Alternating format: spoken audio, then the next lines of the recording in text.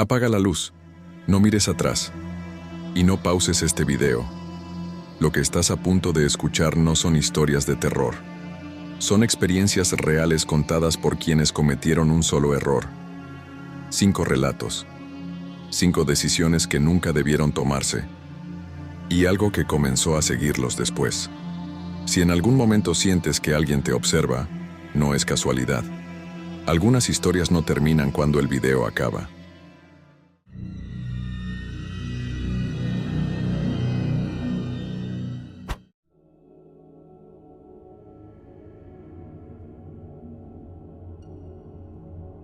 Me llamo Julián Herrera y llevo años contando esta historia sin que nadie me crea. No busco fama ni lástima, solo advertir. Llegué a ese pueblo por error. Una desviación en la carretera cuando el GPS dejó de responder. Era de noche, estaba cansado, y pensé que dormir unas horas ahí me salvaría la vida. Nunca imaginé que dormir sería literalmente la forma más rápida de morir en ese lugar. El pueblo no aparecía en mapas recientes. Un letrero oxidado decía su nombre, pero las letras estaban raspadas como si alguien no quisiera que se leyera. Las casas estaban intactas, luces encendidas, autos estacionados. Todo parecía normal, demasiado normal. Me recibió una mujer mayor con ojeras profundas, que me miró con terror cuando le pregunté si había un hotel donde pasar la noche. No respondió de inmediato, solo me tomó del brazo con fuerza y me susurró algo que jamás olvidaré. Aquí no dormimos. Pensé que bromeaba o que era una superstición local. Reí nervioso. Ella no sonrió. Me arrastró hacia su casa y cerró todas las cortinas, como si la noche pudiera escuchar. Fue entonces cuando noté algo inquietante. Nadie parpadeaba demasiado. En su sala había personas sentadas, inmóviles, con café frío en las manos. Un hombre temblaba sin control. Una adolescente se golpeaba el muslo para mantenerse despierta. El aire estaba cargado, pesado, como si el cansancio fuera una enfermedad contagiosa. Pregunté qué pasaba.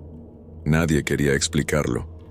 Hasta que el hombre tembloroso levantó la cabeza y dijo: «El sueño nos mata». Creí que hablaban de alguna droga, un gas, algo químico, pero no. Me explicaron que hacía años alguien se quedó dormido y murió en segundos, sin gritar, sin convulsionar. Simplemente dejó de existir.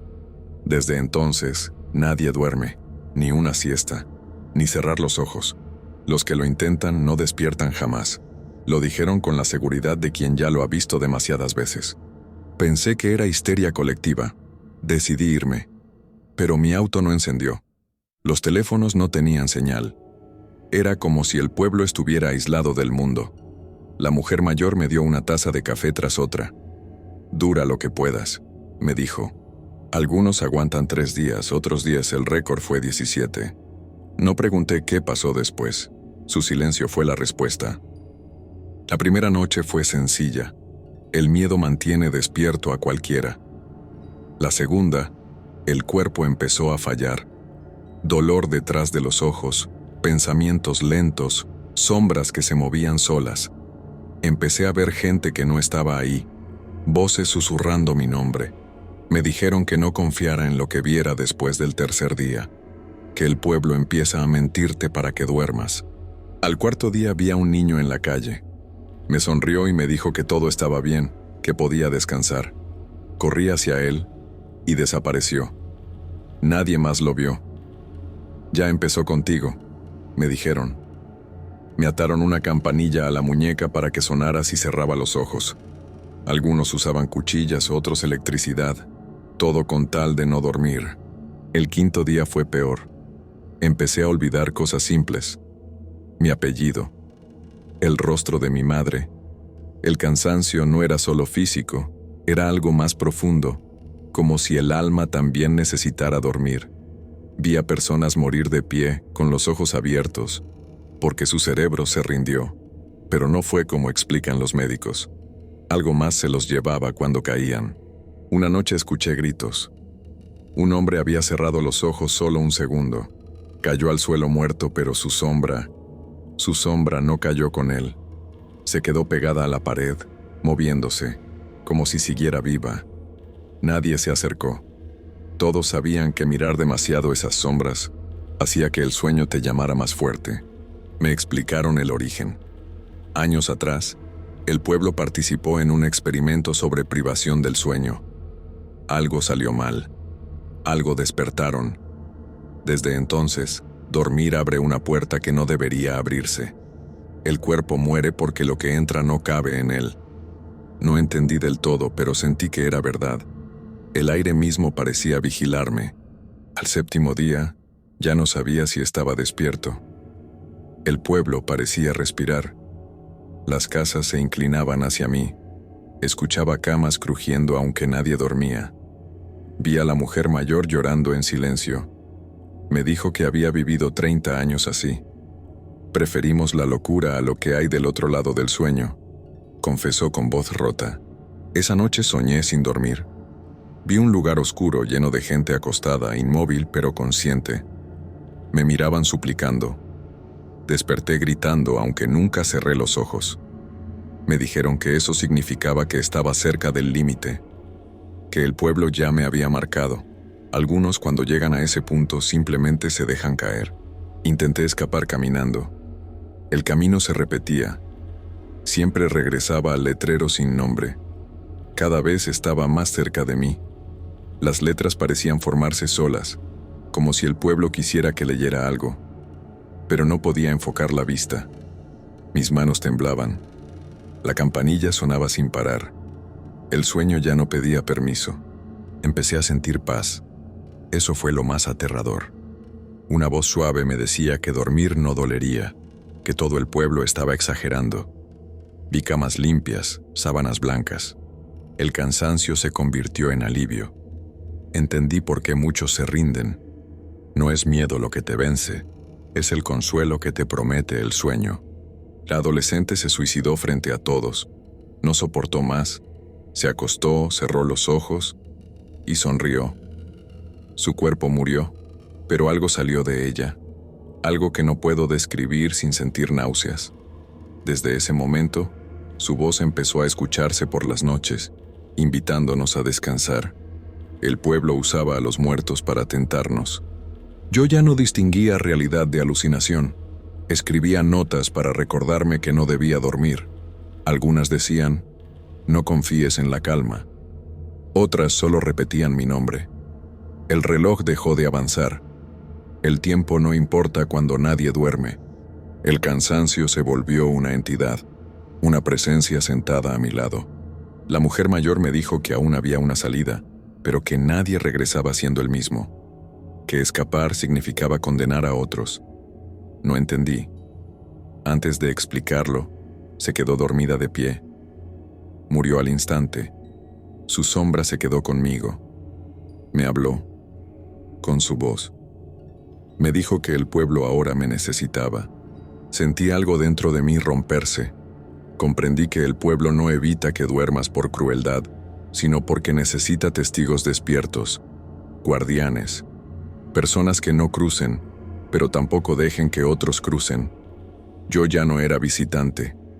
El cansancio se transformó en claridad, una claridad horrible. Ahora entiendo por qué nadie duerme. No es para salvarse, es para contener lo que espera al otro lado del sueño. Y yo estoy escribiendo esto porque llevo 11 días despierto, porque esta noche siento que ya no aguanto más, y porque si cierro los ojos, el pueblo ya no tendrá quien lo vigile. No me dormí por cansancio, me dormí porque algo dentro de mí decidió que ya era suficiente. Cerré los ojos esperando morir, pero desperté, no en el pueblo, sino en una habitación blanca rodeado de médicos. Dijeron que estuve en coma 6 meses tras un accidente en carretera. Me felicitaron por sobrevivir. Sonreí. Algo no encajaba. Nadie puede estar 6 meses dormido y seguir siendo el mismo. Esa noche, en el hospital, escuché una campanilla. Venía de mi muñeca. No había nada ahí. Cerré los ojos un segundo y vi el pueblo. Seguía despierto. La gente me miraba. La mujer mayor sonreía. Me dijeron que nunca escapé, que el pueblo no está en un lugar físico. Está en el momento exacto entre dormir y morir. Comprendí la verdad. El experimento nunca terminó. El pueblo se alimenta de los que sueñan. Cada persona que duerme en el mundo crea una grieta. Ellos entran. Nosotros vigilamos. Los que despiertan como yo solo somos puertas caminando. Desde que volví, la gente a mi alrededor duerme mal. Pesadillas, muertes inexplicables durante el sueño. Anoche mi madre se quedó dormida en el sillón. Intenté despertarla. No pude. Sonrió. Igual que la adolescente del pueblo. Su sombra no se movió con su cuerpo. Se quedó mirándome. Me habló con mi propia voz. Me dijo que ya no soy guardián. Ahora soy reclutador. Si estás escuchando esto antes de dormir, ya es tarde. El pueblo necesita a alguien más despierto. Yo llevo días sin cerrar los ojos, pero no importa. Cuando termines este video, sentirás sueño. Y cuando lo hagas, abrirás la puerta. Porque el pueblo donde nadie duerme no existe en un mapa. Existe en tu próximo sueño.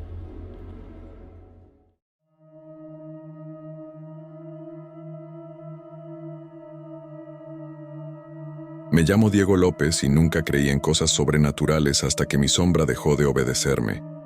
No apareció de golpe ni hizo nada espectacular. Simplemente empezó a quedarse un poco más cerca de mí de lo normal. Al principio pensé que era cansancio, estrés, mala iluminación. Nadie imagina que algo tan cotidiano como una sombra pueda convertirse en una sentencia lenta y silenciosa. Todo comenzó una noche al volver del trabajo. La luz del poste proyectó mi sombra contra la pared, pero noté algo extraño. Estaba demasiado pegada a mis pies. Caminé, y tardó un segundo en moverse. Me detuve. Ella también, pero no exactamente al mismo tiempo. Sentí un escalofrío. Reí nervioso. Las sombras no se retrasan, pero seguí caminando. Los días siguientes empecé a sentirme cansado sin razón. Dormía bien, comía normal, pero mi cuerpo se sentía pesado, como si cargara algo invisible. En el espejo me veía pálido.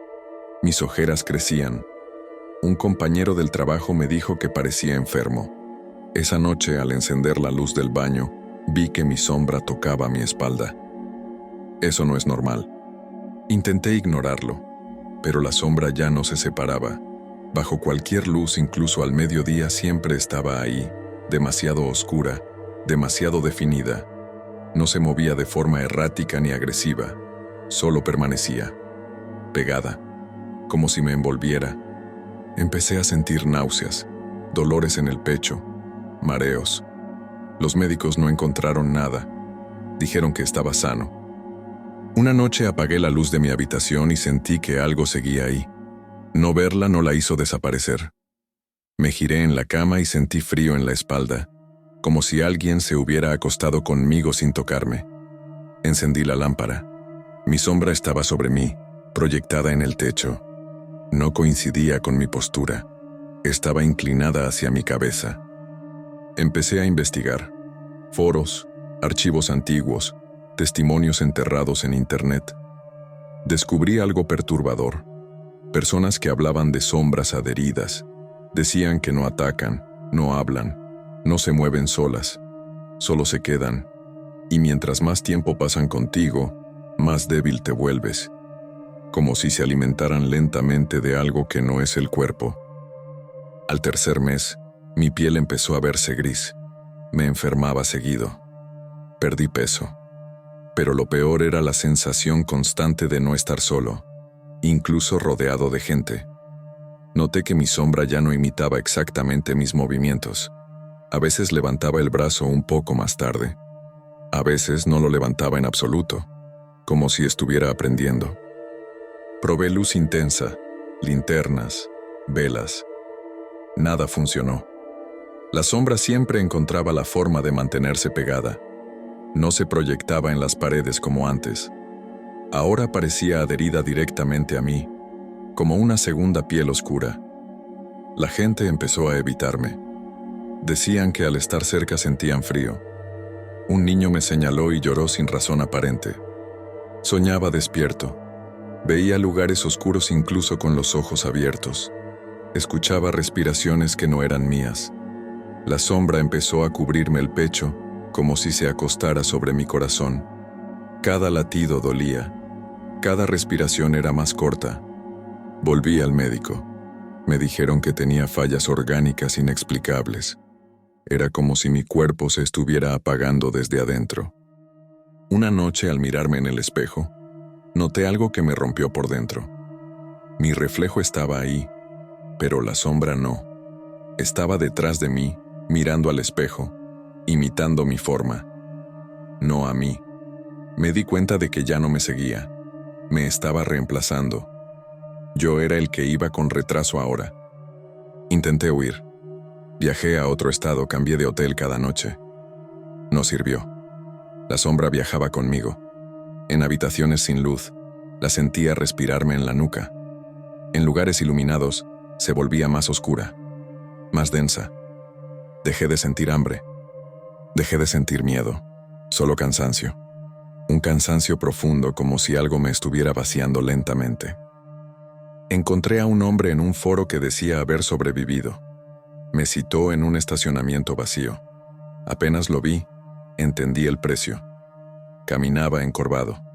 No tenía sombra. Me dijo que la sombra se queda hasta terminar el proceso. Cuando acaba, se va, llevándose algo contigo. Me miró con lástima y dijo que yo ya estaba muy avanzado. Según él, la sombra no mata de inmediato. Primero se sincroniza contigo. Aprende tus movimientos, tus pensamientos, tus recuerdos. Te enferma para que te debilites. Y cuando ya no puedes sostenerte, toma tu lugar. El cuerpo sigue vivo. La conciencia no. Sentí pánico por primera vez en meses. Y la sombra se acercó más. Esa noche mi sombra se adelantó a mí al caminar. Dio un paso antes, luego otro. Yo la seguía. Mi reflejo en los cristales ya no me imitaba correctamente. A veces sonreía cuando yo no lo hacía. Empecé a olvidar recuerdos importantes. Mi infancia. Mi voz sonaba extraña, como si no fuera completamente mía. Mi familia decía que estaba diferente, que hablaba raro, que me quedaba quieto mirando al suelo. No se atrevían a mencionar la sombra, pero la veían. Yo lo sabía. La sombra ya no se ocultaba. Se pegaba a mí como una advertencia. Me despertaba agotado, aunque no hacía nada. Sentía que alguien más usaba mi cuerpo mientras dormía. Intenté deshacerme de ella en completa oscuridad. Me encerré en un cuarto sin luz durante horas. Grité. Lloré. Cuando encendí la linterna, la sombra estaba dentro de mí. No proyectada. No externa. Sentí un dolor insoportable en el pecho. Caí al suelo. Escuché una respiración tranquila, que no era la mía. Desde entonces, hay momentos en los que pierdo el control. Despierto en lugares que no recuerdo haber visitado. La gente me dice cosas que no hice. Mi cuerpo sigue funcionando, pero algo toma decisiones por mí. La sombra ya no se conforma con estar pegada. Está probando cómo es ser yo. El hombre del foro tenía razón. Un día desperté y la sombra ya no estaba. Sentí alivio, hasta que vi mi reflejo. No tenía sombra, ninguna. Miré al suelo, nada. En cambio, vi a alguien detrás de mí, proyectando una sombra idéntica a la que yo tenía antes. Esa cosa se movía con naturalidad. Saludó a mi familia, usó mi voz. Sonrió con mi cara. Yo era el reflejo ahora. El error. Entendí que no me estaba matando. Me estaba desplazando, dejándome atrapado en un cuerpo que ya no me pertenecía del todo. Estoy escribiendo esto porque aún tengo momentos de lucidez. Porque si notas que tu sombra se queda demasiado cerca, no es tu imaginación. No te atacará. No correrá. Solo esperará. Y cuando empieces a enfermarte sin razón, será porque ya te está aprendiendo. Al principio pensé que había recuperado el control. La sombra ya no estaba conmigo, y mi cuerpo parecía responder otra vez. Caminaba, hablaba, respiraba sin dolor. Pero algo no encajaba. La gente me miraba raro, no con miedo, con incomodidad. como si algo en mí no coincidiera del todo. Fue entonces cuando noté que las luces ya no me proyectaban sombra. Nunca. En ningún lugar. Empecé a ver personas enfermas a mi alrededor, compañeros, vecinos, desconocidos en la calle, todos con el mismo síntoma, una sombra demasiado pegada a sus pies. Cuando me acercaba, la sombra reaccionaba, se estiraba hacia mí, como reconociéndome. Entendí la verdad demasiado tarde. Yo ya no estaba siendo perseguido. Yo era la referencia, el molde original de algo que ahora se estaba propagando. Una noche vi mi antiguo cuerpo reflejado en un escaparate. Caminaba con naturalidad, rodeado de gente. Tenía sombra. Mi sombra. Me miró directo a los ojos y sonrió. En ese instante sentí como algo se acomodaba dentro de mí, como un traje que ya no me pertenecía. Comprendí que yo no había sobrevivido, solo había sido relegado a la parte que observa. Las sombras no necesitan violencia, no necesitan prisa, solo tiempo. Aprenden copiando, enfermando, sustituyendo. Cuando terminan, el mundo no nota el cambio. Las personas siguen ahí, pero vacías por dentro. Yo ahora existo en ese espacio donde no hay reflejos, donde nadie te reconoce como real. Un lugar lleno de otros como yo, mirando cómo caminan usando lo que fuimos. Si estás viendo tu sombra mientras escuchas esto, obsérvala bien. Si no se separa cuando te mueves, si parece demasiado interesada en ti, no intentes huir. Ya te eligió. Yo no puedo detenerlo, solo puedo advertirte, porque cuando tu cuerpo empiece a enfermar sin explicación, no será una enfermedad. Será el momento en que alguien más esté aprendiendo a ser tú.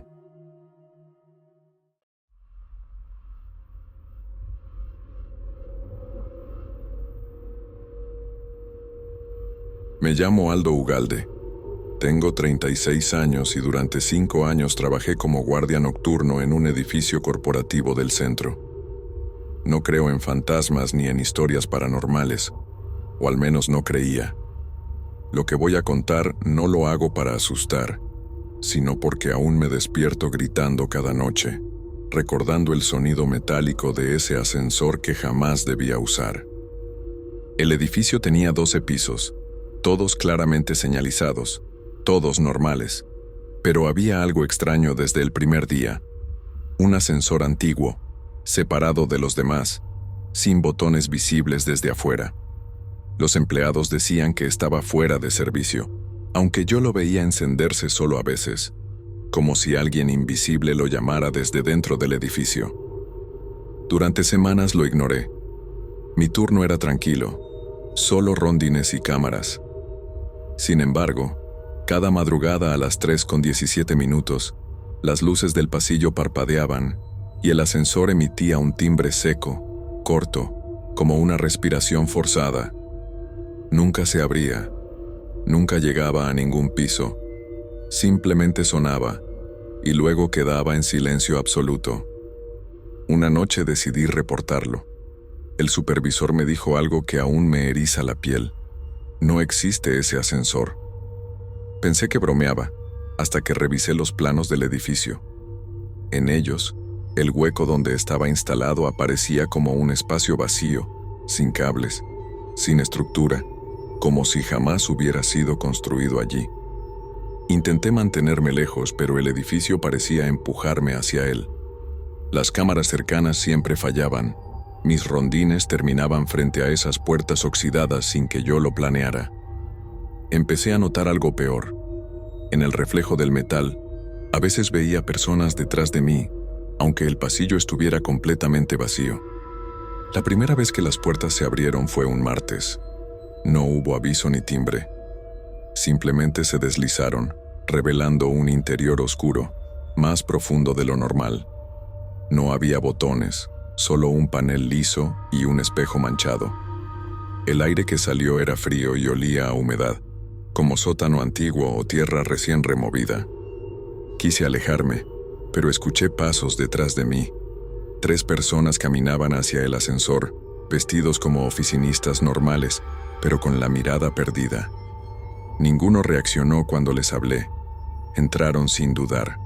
como si ese fuera su destino desde siempre. Cuando las puertas comenzaron a cerrarse, algo me obligó a entrar con ellos. El interior era más grande por dentro, demasiado grande. Las paredes parecían alejarse lentamente. El espejo no reflejaba mi rostro, solo una silueta borrosa. Las personas a mi lado permanecían inmóviles, respirando al mismo tiempo. De pronto, el ascensor comenzó a moverse, pero el indicador de pisos permanecía completamente apagado. Sentí que descendíamos, aunque el edificio no tenía sótanos. Mis oídos dolían, como si bajáramos cientos de metros. El silencio era tan pesado que podía escuchar mi propio corazón golpeando con desesperación. Intenté presionar las paredes, gritar, golpear las puertas, pero el sonido parecía ser absorbido por el espacio. Uno de los hombres comenzó a llorar sin hacer ruido. Sus lágrimas caían, pero no tocaban el suelo. Se desvanecían antes. La mujer a su lado sonreía, una sonrisa antinatural, demasiado amplia. Entonces entendí algo aterrador. Ellos ya habían estado ahí antes. Yo era el único que aún no pertenecía al ascensor. De repente, el ascensor se detuvo con un golpe seco. Las puertas se abrieron lentamente, revelando un pasillo interminable, lleno de puertas idénticas sin números. De cada una provenían sonidos apagados, golpes, susurros, gritos ahogados. El aire estaba cargado de desesperación, como si ese lugar existiera solo para encerrar algo que no debía salir. Las personas salieron en fila sin resistirse. Yo intenté quedarme dentro, pero una fuerza invisible me empujó hacia el pasillo. Antes de que las puertas se cerraran, vi algo grabado en el metal del ascensor, letras profundas y torcidas que decían: nadie llega, nadie se va, solo esperan. Caminé por el pasillo, sintiendo que el suelo vibraba bajo mis pies. Cada puerta parecía latir, como un corazón vivo. En algunas, reconocí voces que había escuchado antes por las cámaras del edificio. Personas reportadas como desaparecidas, empleados que nunca regresaron a casa. Todos estaban allí, atrapados en pisos que no existían. Intenté correr, pero el pasillo no terminaba. Las luces parpadeaban mostrando sombras que no coincidían con mi cuerpo. Empecé a sentir que mi memoria se deshacía, olvidando quién era, por qué estaba allí. Solo recordaba el ascensor, su sonido, su llamada constante, como si me reclamara como parte de él. De pronto, una puerta se abrió sola. Dentro vi una oficina idéntica a la mía, con mi escritorio, mis cosas, incluso mi gafete. En la silla había alguien sentado. Era yo, o algo que se parecía demasiado. Levantó la cabeza y sonrió, una sonrisa vacía, como si ya supiera que mi lugar estaba allí. Retrocedí aterrorizado, pero el pasillo comenzó a cerrarse detrás de mí.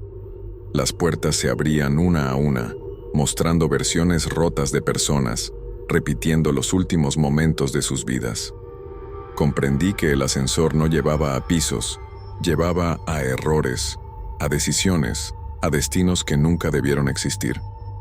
El sonido del timbre volvió a escucharse, esta vez dentro de mi cabeza, cada vez más fuerte. El yo de la oficina se levantó y comenzó a caminar hacia mí. Sentí que si me tocaba, dejaría de ser real. Mi cuerpo temblaba, mis pensamientos se mezclaban, y el aire se volvió insoportable.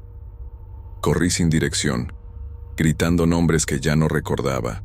El pasillo se deformaba, doblándose sobre sí mismo. De repente, las puertas del ascensor aparecieron frente a mí, abiertas. Sin pensarlo, me lancé dentro, mientras escuchaba pasos rápidos detrás.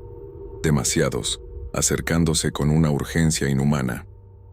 Las puertas se cerraron violentamente. El ascensor subió esta vez rápido, descontrolado. Sentí como algo golpeaba desde afuera tratando de entrar. El indicador parpadeó por primera vez, mostrando símbolos que no reconocía. Entonces todo se detuvo. Silencio. Oscuridad. Pensé que había muerto. Desperté tirado en el lobby del edificio, sudando, temblando. El ascensor estaba frente a mí, cerrado, apagado. Renuncié al día siguiente. Pero cada noche, a las 3:17, mi teléfono vibra con una notificación imposible. Ascensor en camino. Y juro que escucho mi propia voz llamándome desde dentro. Intenté seguir con mi vida, pero el ascensor no me dejó ir. Cambié de trabajo, de número, incluso de ciudad. Aún así, cada edificio al que entraba tenía el mismo sonido metálico resonando en mis oídos. A veces lo veía reflejado en vidrios que no eran espejos. Otras, despertaba dentro de él, sin recordar cómo había llegado ahí. Una noche entendí la verdad. El ascensor no estaba ligado al edificio, sino a mí. Yo era el punto de acceso. Las personas no desaparecían por error, subían conmigo.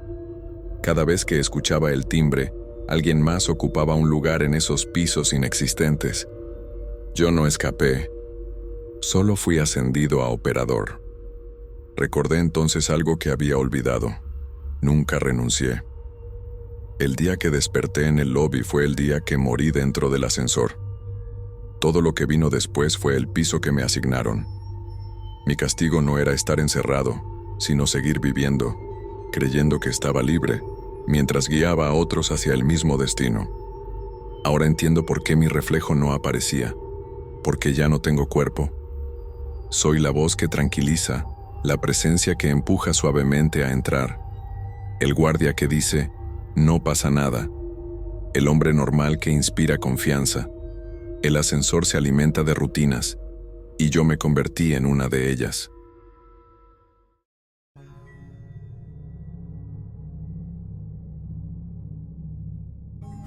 Mi nombre es Luis Díaz. Tengo 39 años y trabajé durante casi una década como camillero nocturno en la morgue central del Hospital Civil. Nunca fui impresionable. La muerte se vuelve rutina cuando la ves todos los días. Pero hay cosas que no deberían moverse solas.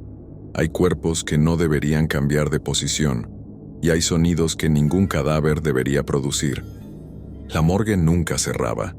Turnos rotativos, luces frías, pasillos eternos y el zumbido constante de los refrigeradores. Éramos pocos en la noche, casi siempre 2 personas. El silencio era tan espeso que se sentía físico. Al principio pensé que los rumores eran exageraciones de personal cansado, hasta que una madrugada vi una sábana caer sola. Era el cuerpo de una mujer joven, ingresada horas antes por paro respiratorio. Yo mismo la acomodé. Cuando regresé al pasillo, la sábana estaba a medio suelo, como si alguien la hubiera empujado desde dentro. Nadie más estaba allí. Me dije que fue mi error. No quería aceptar lo que mis ojos habían visto. Con el tiempo empecé a notar detalles imposibles. Cuerpos que dejaba mirando hacia arriba aparecían ladeados. Brazos que no estaban flexionados amanecían doblados. Pensé que alguien nos hacía bromas, pero las cámaras nunca mostraban movimiento. Era como si la morgue respirara cuando nadie la observaba. Una noche escuché un suspiro. No fuerte, no claro, pero real. Venía del fondo donde se guardaban los cuerpos sin identificar. Me quedé congelado. El sonido se repitió, lento, profundo, como un pulmón forzándose a llenarse de aire. Sabía que ningún cuerpo allí debía producir eso. Caminé con una linterna temblando en la mano. Cada paso sonaba demasiado fuerte. Abrí uno de los compartimentos metálicos.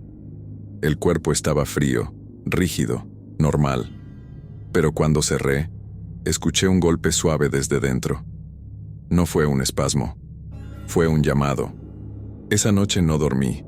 Al día siguiente pregunté a otros trabajadores. Nadie quería hablar mucho, pero todos sabían.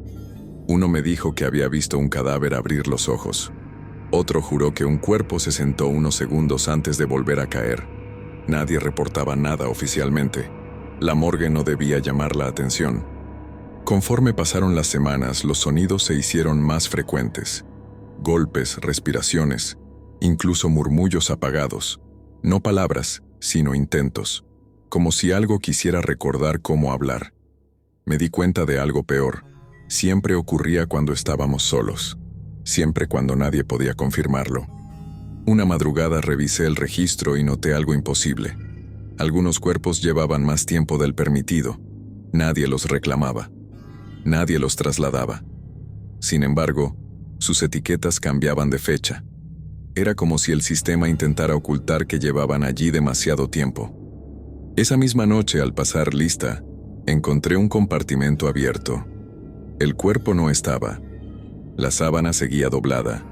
El suelo estaba limpio. No había rastro de arrastre ni error administrativo.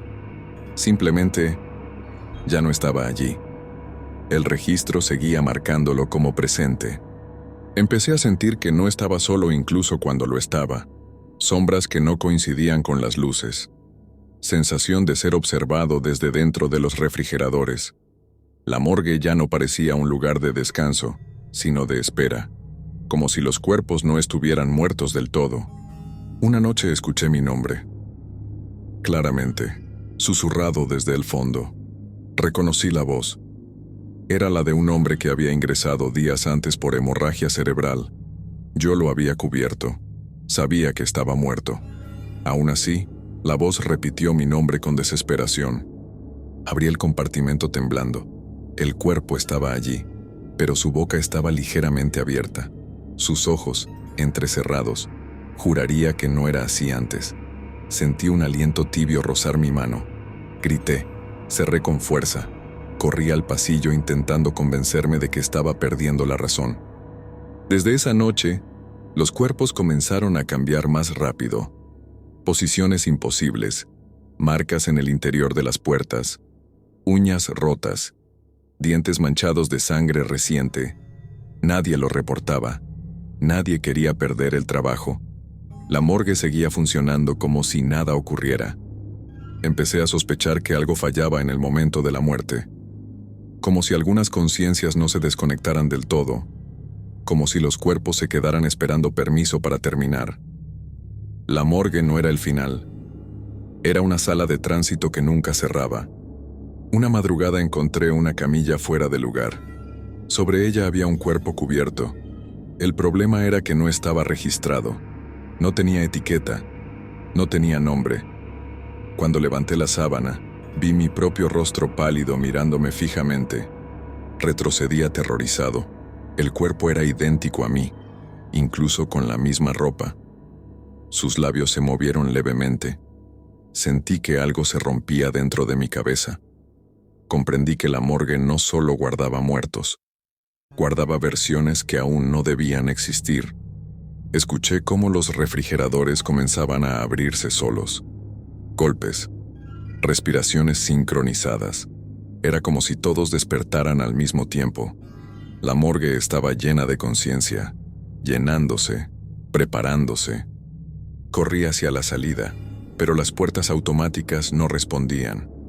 Detrás de mí, pasos descalzos resonaban en el suelo frío. No corrían, caminaban. Sabían que no tenía salida. La morgue nunca cerraba porque siempre necesitaba espacio. Antes de perder el conocimiento, entendí la verdad más horrible. No todos los cuerpos esperan ser reclamados. Algunos esperan reemplazos. Y esa noche, mientras escuchaba respiraciones detrás de mí, supe que ya había alguien listo para ocupar mi lugar. Desperté en una camilla, atado, con luces blancas sobre mí. Médicos gritaban mi nombre.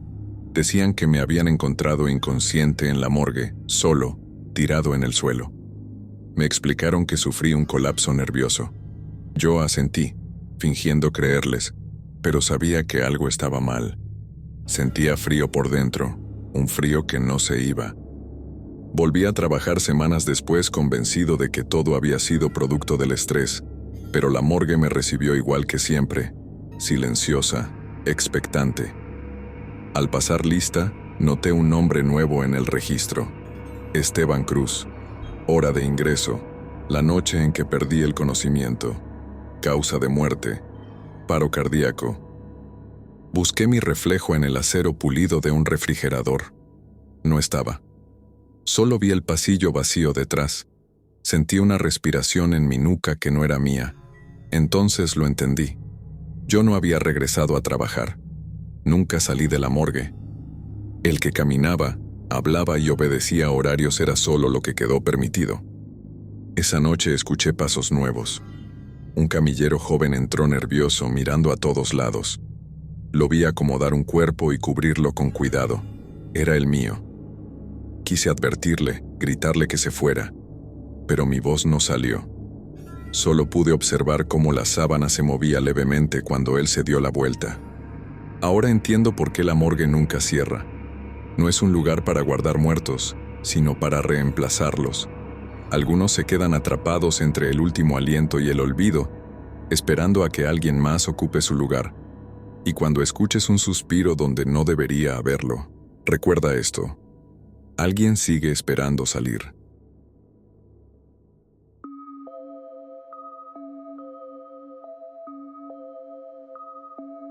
Me llamo Iván Ríos y jamás creí en rituales hasta la noche en que todo salió mal. Éramos 5 amigos, curiosos y aburridos, convencidos de que nada antiguo podía afectarnos. Encontramos el ritual en un foro olvidado, escrito más como advertencia que como guía. Decía claramente que no debía interrumpirse bajo ninguna circunstancia. Nos reímos. Pensamos que exageraban para asustar a ingenuos. Esa risa fue el inicio de algo que aún no termina. El ritual se llamaba la apertura incompleta y prometía revelar lo que camina entre instantes. Nadie entendió esa frase, pero sonaba interesante.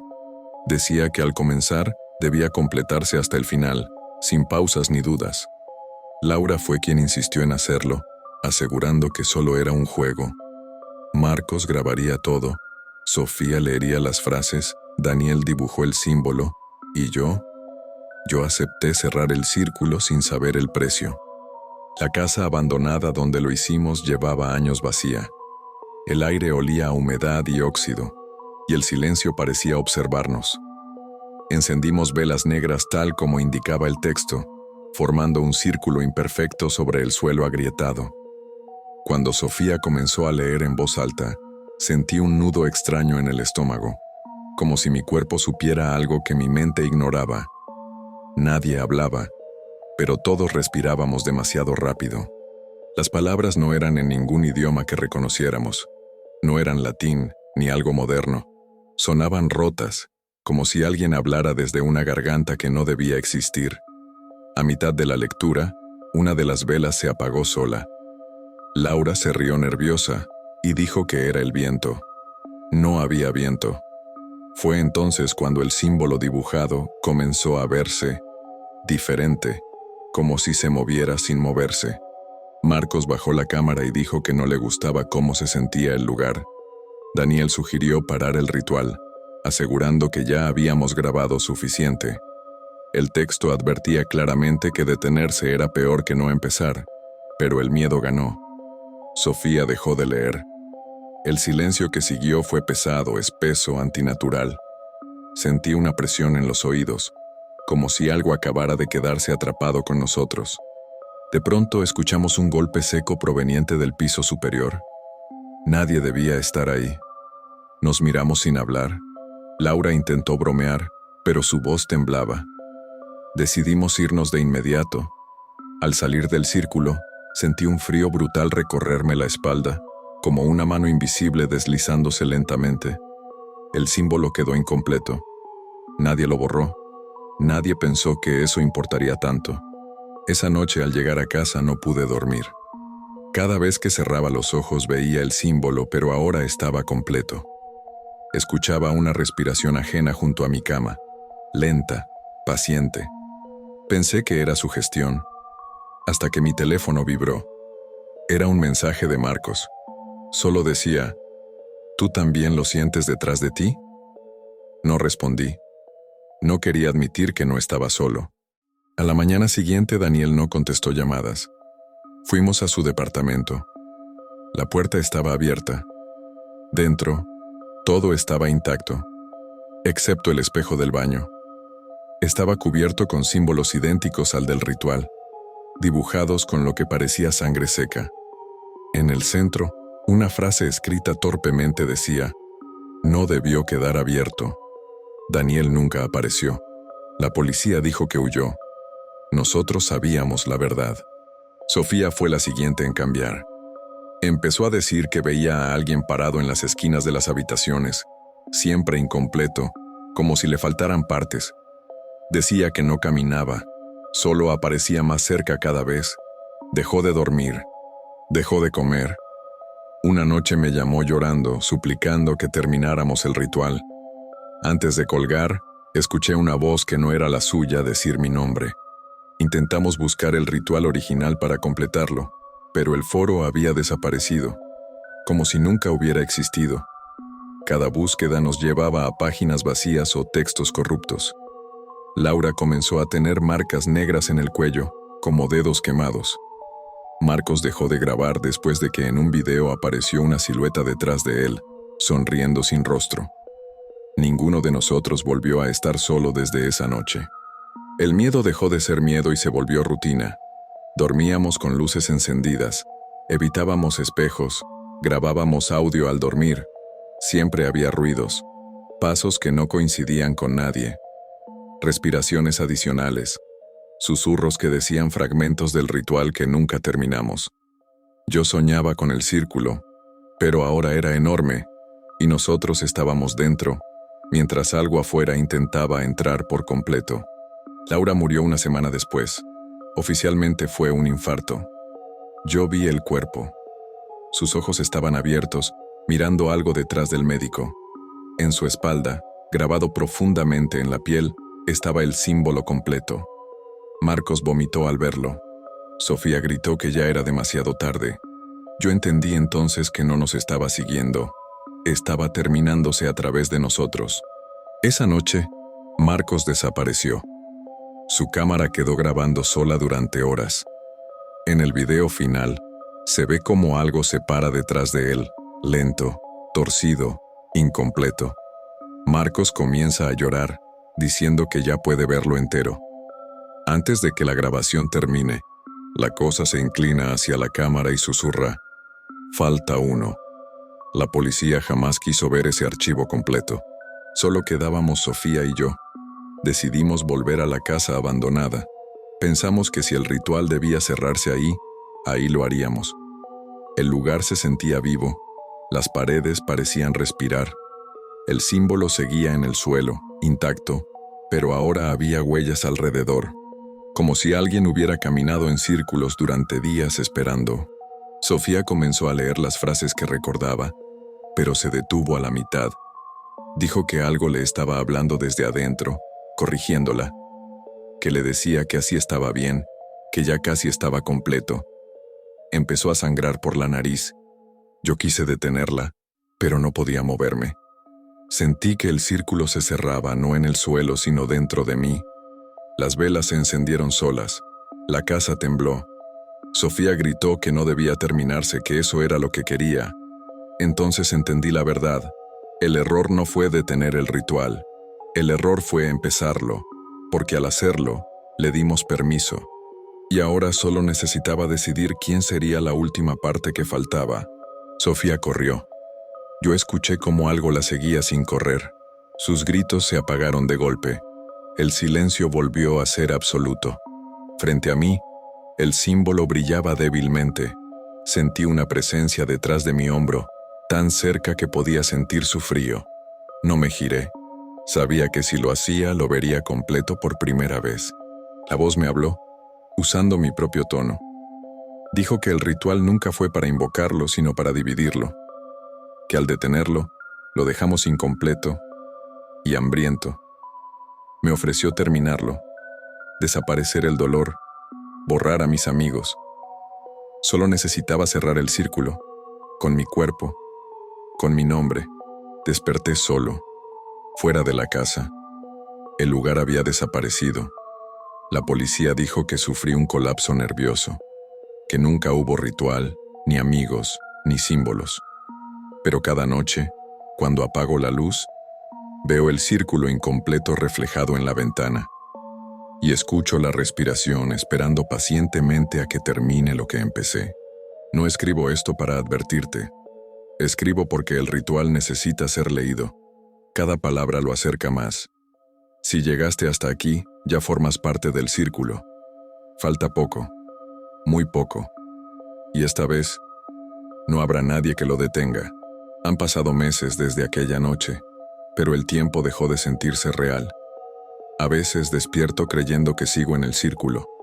Nadie recuerda a Laura, Marcos, Daniel ni Sofía. Para el mundo, nunca existieron. Pero yo los escucho cada madrugada, repitiendo fragmentos del ritual en voces quebradas. No piden ayuda, suplican que no lo termine, porque ahora saben lo que realmente ocurre cuando el círculo se cierra por completo. Comencé a notar cambios en mi reflejo. A veces parpadea tarde, o sonríe cuando yo no lo hago. En mi espalda apareció una marca oscura, idéntica al símbolo, creciendo lentamente cada día. Médicos dijeron que era estrés, psicólogos, trauma. Ninguno explicó por qué la marca late cuando apago la luz, ni por qué escucho pasos que se detienen exactamente detrás de mí cuando estoy solo. La voz regresó, más clara que nunca. Ya no susurra, conversa, me explica cosas. Dice que no es maldad, que es consecuencia, que fue fragmentado hace siglos y que el ritual no lo invoca, lo recompone. Cada persona que cae es solo una pieza que encaja. Yo no soy la víctima, soy el último recipiente, el único capaz de cerrarlo sin romper el mundo alrededor. Intenté destruir todo, notas, grabaciones, recuerdos. Pero mientras más olvidaba, más fuerte se volvía. Soñé con Sofía mirándome sin ojos, diciendo que ya estaba completo excepto por mí. Desperté con tierra bajo las uñas y el símbolo grabado con sangre fresca.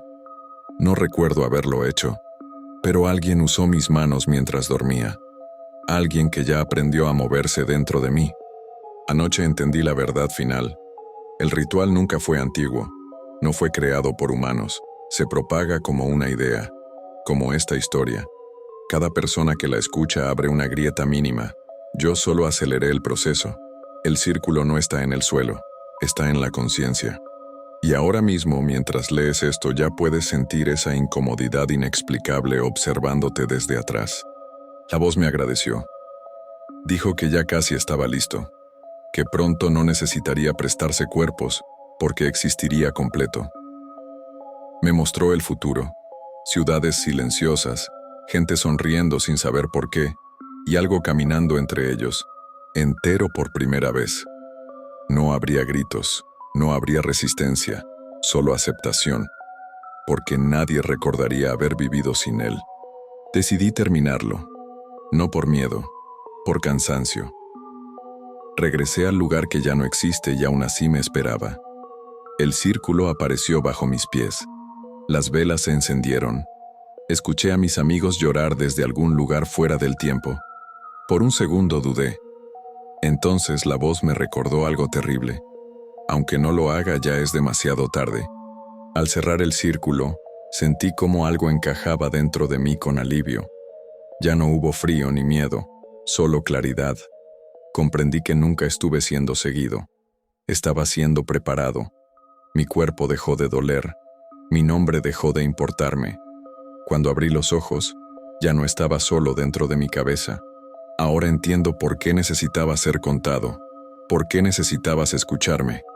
Yo ya no puedo detener nada, pero tú aún estás a tiempo, aunque no de evitarlo, solo de decidir si cierras aquí o sigues pensando en esto esta noche, a oscuras, dejando que la idea termine de formarse en tu mente. Si sientes que algo cambió desde que empezaste este video, no es sugestión. El ritual no debía terminarse, pero tampoco debía quedarse incompleto. Al llegar hasta aquí, el círculo se cerró. No mires atrás cuando apagues la pantalla. Ya no estás solo, nunca más lo estarás.